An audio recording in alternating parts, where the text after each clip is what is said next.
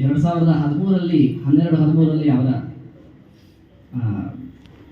ಹಿಂದಿನ ಪರ್ಯಾಯದಲ್ಲಿ ಹಾಗೆ ಒಂದು ಮಾತಾಡ್ತಾ ಸ್ವಾಮಿಗಳು ಸ್ನಾನಕ್ಕೆ ಹೊರಟಿದ್ರು. ಅವಾಗ ಮಾತಾಡ್ತಾ ಸ್ವಲ್ಪ ಹಾಗೆ ಪರಿಚಯ ಆಗಿ ಕ್ಲೋಸ್ ಆಗಿತ್ತು. ಇವತ್ತು ಹೇಗೆ ಅಂತ ಹೇಳಿದ್ರೆ ಅವ್ರನ್ನ ನಾವು ಒಂದು 2-3 ದಿನ ಅವ್ರ ಸ್ವಾಮಿಗಳ ಹತ್ರ ಮಾತಾಡದೆ ಹೋದರೆ ಏನೋ ಒಂದು ಕಳ್ಕೊಂಡಂತಹ ಒಂದು ಹಾಗೆ ಆಗ್ತದೆ. ಅಷ್ಟು ಪರಮಾನುಗ್ರಹ ಯಾವ ಯಾವ ಸ್ವಾಮಿಗಳಲ್ಲಿ ನಾವು ಹಿಂಗೆ ಕಾಣಲಿಕ್ಕಾಗಲ್ಲ. ಅದು ತರ್ಕಕ್ಕೂ ಊಹಿಸಿಕೆ ಆಗದೆ ಇರೋದಿಲ್ಲ. ಅವರ ಪಕ್ಕ ಕುತ್ಕೊಳ್ಳೋದು ಅಂತ ಇದೇನು ಹುಡುಗಾಟದ ವಿಷಯನಾ? ನಾವು MLA ನೋಡಬೇಕು ಅಂತ ಹೇಳಿದ್ರೆ ಎಷ್ಟು ಕಷ್ಟ ಉಂಟು. ಅದೆಲ್ಲ ಬಿಡಿ, ಲೌಕಿಕ.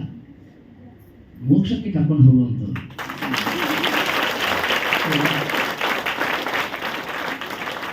ಸಜ್ಜನರ ಸಂಘದಲ್ಲಿ ಇದ್ದಾಗ ಎಂಥ ಮುಂದೆ ಜನ್ಮಗಳಿಗೂ ಕೂಡ ಅದು ಒದಗಿ ಬರುವಂಥದ್ದು.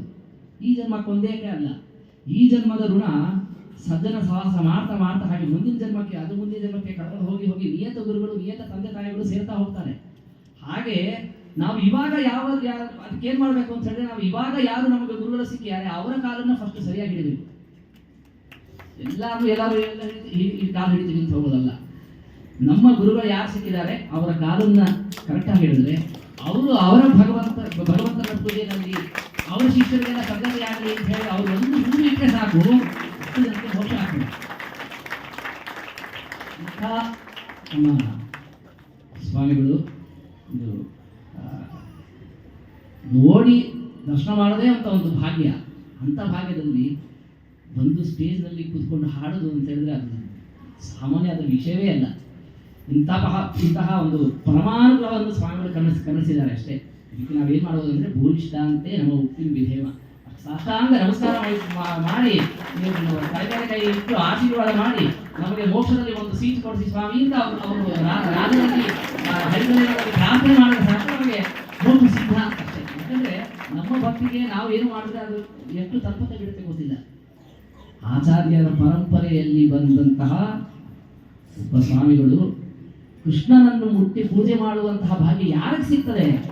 20 ವರ್ಷ ಆಯ್ತು ಸ್ವಾಮಿಗಳು ಕೃಷ್ಣನನ್ನು ಮುಟ್ಟಿ ಪೂಜೆ ಮಾಡಿ ಸ್ಟಾರ್ಟ್ ಮಾಡಿದ್ರು. 10ನೇ ತರಗತಿಯನ್ನು ಓದಿದಾಗ ಒಂದು ಸನ್ಯಾಸತ್ವವನ್ನು ತಗೊಂಡು 100 ಜಾತಕವನ್ನು ಪರಿಶೀಲನೆ ಮಾಡಿ ಇವರ ಜಾತಕ ಒದಗಿ ಬಂತು. ಎಂಥ ಅನುಗ್ರಹ ಅದು! ರಾಜರನ್ನು ಮುಟ್ಟಿ ಪೂಜೆ ಮಾಡುತ್ತಿರುವಂತಹ ಸ್ವಾಮಿಗಳು ನಮಗೆ ಇಂತಹ ಅನುಗ್ರಹ ಮಾಡ್ತಾರೆ ಅಂತ ಹೇಳಿದ್ರೆ ಜನ್ಮ ಸಫಲವಾಯಿತು.